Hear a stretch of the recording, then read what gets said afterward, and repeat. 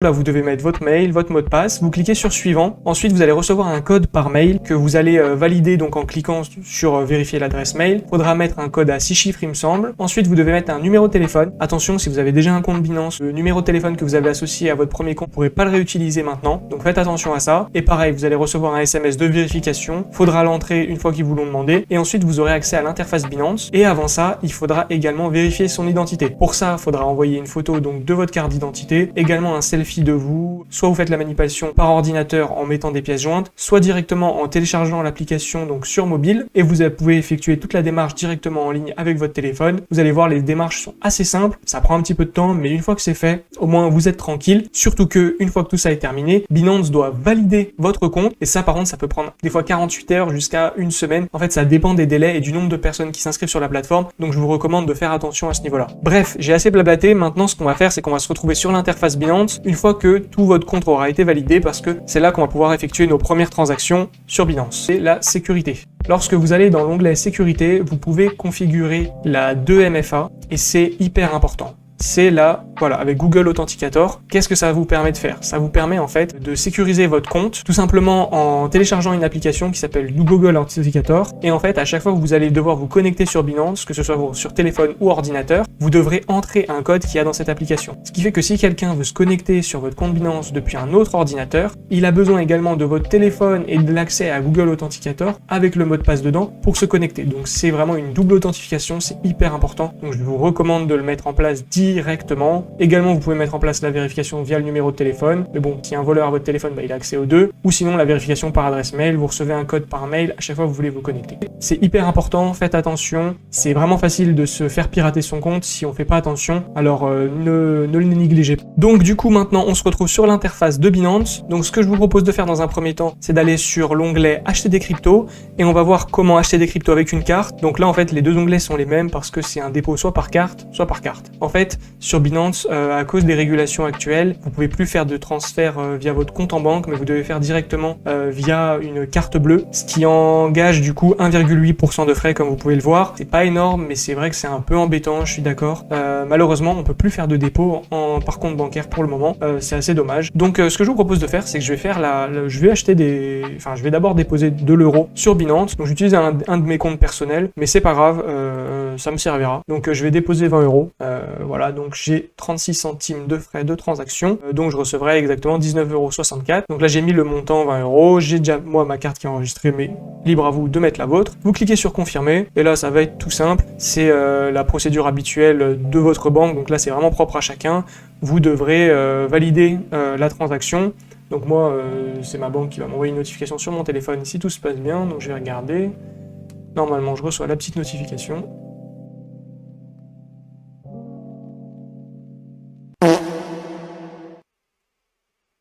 A few minutes later. Hop, j'ai bien la notification, j'ai validé, et normalement, ça devrait se passer correctement. Voilà, du coup là ils me disent que le dépôt a été effectué avec succès. Donc maintenant ils me proposent directement d'acheter des cryptos ici. Donc je peux cliquer ici, mais je peux également donc aller dans l'onglet acheter des cryptos ici. Et donc on va commencer tout simplement par acheter avec le solde en cash, c'est-à-dire avec les euros que je viens de déposer sur la plateforme. Donc on va arriver sur cette interface qui est toute simple, c'est simple, vous mettez le montant en euros que vous voulez dépenser et la crypto-monnaie que vous souhaitez recevoir. Il n'y a vraiment pas plus simple. Donc là il m'affiche mon solde en cash, donc j'ai déposé 20 euros, je devais déjà avoir une petite quinzaine d'euros, donc j'ai 34 euros en cash. Et ce que je vais faire, eh ben soyons fous, je vais acheter du BTC. Alors, si jamais vous voulez changer la devise que vous utilisez ici, voilà, il y a toutes les devises mondiales, enfin elles y sont pas toutes, mais il y en a pas mal. Et bien sûr vous n'êtes pas obligé d'acheter du Bitcoin, hein. Vous pouvez acheter pas mal de crypto, il me semble qu'elles y sont pas toutes ici, parce qu'en fait elles sont pas toutes disponibles via de l'euro, donc vous devrez passer par une crypto-monnaie intermédiaire si vous voulez acheter une qui n'est pas dans cette liste. Mais moi, je vais rester sur quelque chose de basique, donc je veux acheter du BTC pour 34 euros. Je clique ici sur continuer, et donc là il me résume entre guillemets ma commande, si on peut appeler ça comme ça. Il me dit à quel prix j'ai acheté mon Bitcoin. Les frais, il n'y en a pas, c'est ça qui est avantageux lorsqu'on fait ce genre de transaction. Donc voilà, je vais recevoir 34 euros de Bitcoin. Attention, là vous avez 1 minute pour valider le paiement, donc faut faire vite, parce qu'en fait il va maintenir ce taux de change pendant 1 minute, et après ça passera au taux de change la minute d'après. Je clique sur confirmer. Normalement ça va relativement vite, donc faut attendre un petit peu, ça dépend aussi de l'affluence sur le site, voilà. Et là on me dit que j'ai acheté ça de BTC, donc bon, vous voyez c'est des décimales, hein. Vu le prix d'un Bitcoin en ce moment, et on va aller voir du coup ce que ça donne dans mon portefeuille. Alors faites pas attention, il est possible qu'il y ait d'autres cryptos. Nous, ce qui nous intéresse, c'est le BTC qu'on vient d'acheter. Donc, si on suit, bon voilà, ça c'était les cryptos que j'avais avant, mais on va masquer les petits soldes ici. Voilà, on va voir que ce que je possède vraiment. Et donc, sur cette interface, qu'est-ce que vous voyez? Donc là, en bas déjà, on retrouve notre Bitcoin qu'on a acheté pour à peu près 34 €. Bon, ça c'est une bonne nouvelle. Ensuite ici, donc vous avez votre compte principal, votre solde fiat and spot. Les fiat, qu'est-ce que c'est? C'est le solde que vous avez ici, c'est ce que vous possédez comme euro, comme dollar. Donc c'est les monnaies fiduciaires classiques. Pour information, là j'en ai quasiment plus vu que je viens de tout dépenser. Le solde spot, c'est ce que vous possédez comme crypto-monnaie en tout. Et du coup, voilà, moi je possède un équivalent de 624 € si on fait la somme de tout ce que je possède. Et la PNL ici, c'est en fait la performance depuis la veille. Donc par exemple depuis hier, mon portefeuille a perdu 2,68% et donc 16 €. Donc là c'est ce que je possède en entièreté. Et ici, donc on voit mon BTC que je viens d'acheter. Maintenant, je peux faire plusieurs autres choses. Je peux le convertir. Donc par exemple si je clique ici, là c'est un peu comme l'interface qu'on venait d'avoir avant, sauf que cette fois on peut passer d'une crypto-monnaie à une autre. Et ça, c'est ce que vous allez faire la plupart du temps une fois que vous allez en posséder. Moi là je possède du BTC, donc j'inverse ici.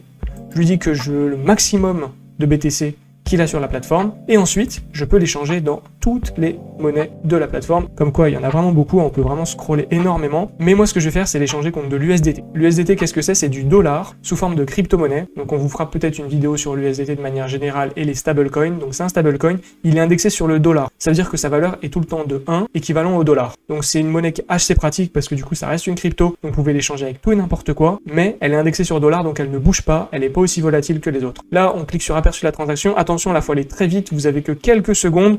Donc là, il me met le taux, ce que je vais recevoir, je clique pour convertir, et normalement, voilà, c'est bon. Ça a été fait avec succès. Donc on voit que j'ai obtenu 39 USDT. Pour rappel, j'avais mis à la base à peu près 34 €, donc c'est vraiment l'équivalent, hein, j'ai pas perdu grand chose dans cette histoire. Et du coup, là, on se retrouve sur l'interface sur laquelle j'étais juste avant. Donc pour y accéder, bien sûr, vous allez dans Portefeuille, et dans portefeuille spot, généralement c'est plus pratique, ou vue d'ensemble si vous voulez avoir autre chose, mais généralement portefeuille spot c'est là où vous voyez tous vos soldes de crypto, et là on peut voir l'USDT que je viens d'avoir, donc voilà 39 $, équivalent en euros ici. Donc voilà comment j'ai effectué toutes mes transactions. Enfin, je vous montrerai pas comment faire de transactions, mais si jamais vous avez une âme de trader et que vous êtes habitué au marché financier par exemple, vous pouvez cliquer ici sur Trader, ou directement aller ici dans Trader. Et là, vous avez accès à différentes interfaces. Donc convertir, c'est celle sur laquelle on était juste avant. Ensuite, vous avez la fondamentale et la avancée. Moi, je vous recommande, si vous êtes débutant, plutôt d'utiliser la fondamentale. On voit rapidement à quoi elle ressemble. Donc vous allez voir, c'est une interface de trading somme toute basique, avec des graphiques, des statistiques, un moyen de placer des ordres. Donc voilà, vous avez les graphiques ici, les carnets d'ordre sur les côtés, les paires disponibles, et en bas une petite interface assez simple hein, pour acheter ou vendre. Et si jamais vous voulez une interface plus avancée, vous cliquez sur avancer ici, et généralement voilà, l'interface change un petit peu, voilà le graphique est placé ici, pour placer les ordres c'est là, là vous pouvez voir tous vos ordres ouverts. Bon, l'interface est en soi à peu près la même, mais ils appellent ça la version pro entre guillemets, qui est accessible à tous bien sûr. Maintenant, moi j'aimerais vous parler d'une chose, si jamais vous avez des cryptos sur votre wallet Binance, donc là vous les avez sur Binance, mais que vous voulez les extraire vers un autre portefeuille, sur une autre plateforme ou que sais-je, pour ça il faut effectuer un retrait. Un retrait, comment ça se passe? Vous cliquez ici sur retrait tout simplement. Ils vont vous proposer de retirer de l'USDT sur une adresse et un réseau. Et ça, je vous montrerai dans une prochaine vidéo parce que ça demande de configurer un autre portefeuille et c'est Victor qui vous le montrera.